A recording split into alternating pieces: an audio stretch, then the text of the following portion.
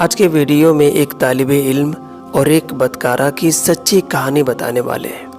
وہ بدکارہ روزانہ اس نوجوان کو دیکھتی، لیکن وہ نوجوان بغیر اس کی طرف دیکھے سر جھکا کر اس کی گلی سے گزر جاتا۔ دیکھنے میں وہ کسی مدرسے کا طالب علم لگتا تھا، لیکن اتنا خوبصورت تھا کہ وہ دیکھتے ہی اسے اپنا دل دے بیٹھی اور اب چاہتی تھی کہ وہ کسی طرح اس پر نظری التفات فرمائے۔ لیکن وہ اپنی مستی میں سر جھکائے زیر لب کچھ پڑھتا ہوا روزانہ وہاں سے گزر جاتا اور کبھی آنکھ اٹھا کر بھی اس کی طرف نہیں دیکھتا۔ وہ حیران تھی کہ کوئی ایسا نوجوان بھی ہو سکتا ہے جو اس کی طرف نہ دیکھے، اور اسے ایسا سوچنے کا حق بھی تھا، اس لیے کہ وہ اپنے علاقے کی سب سے امیر اور خوبصورت عورت تھی۔ خوبصورت اتنی تھی کہ جب وہ باہر نکلتی تھی تو لوگ اسے بے اختیار دیکھنے پر مجبور ہو جاتے۔ اسے حیرت تھی کہ جس کی خوبصورتی کو دیکھنے کے لیے لوگ ترستے ہیں، وہ خود کسی کو پسند کرے اور وہ اس کی طرف دیکھنا بھی گوارا نہ کرے۔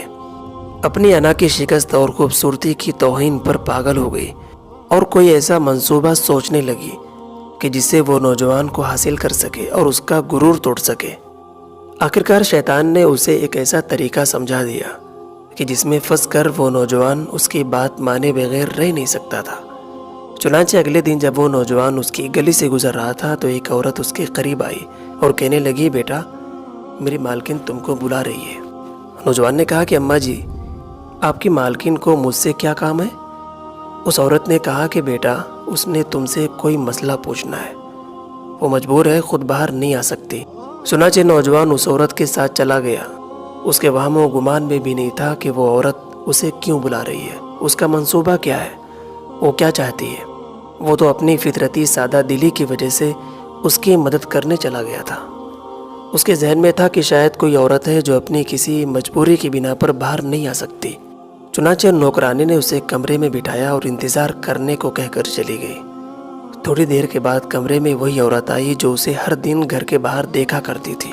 نوجوان نے بے اختیار اپنی نظریں جھکا دی، اس لیے کہ اس کے ارادے اچھے نہیں لگ رہے تھے۔ نوجوان نے پوچھا، جی بی بی، آپ نے کون سا مسئلہ پوچھنا ہے؟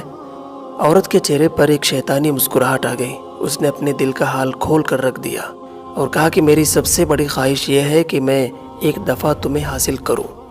نوجوان یہ بات سن کر کانپ گیا اور کہنے لگا کہ اللہ کی بندی، اللہ سے ڈرو، کیوں گناہ کی طرف مائل ہو رہی ہو؟ اس نے عورت کو بہت سمجھایا، لیکن عورت پر تو شیطان سوار تھا۔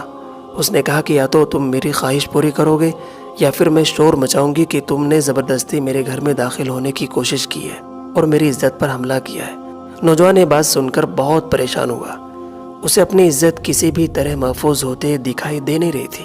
اس کی بات مانتا تو گنہگار ہوتا اور نہیں مانتا تو لوگوں کی نظروں میں برا بن جاتا۔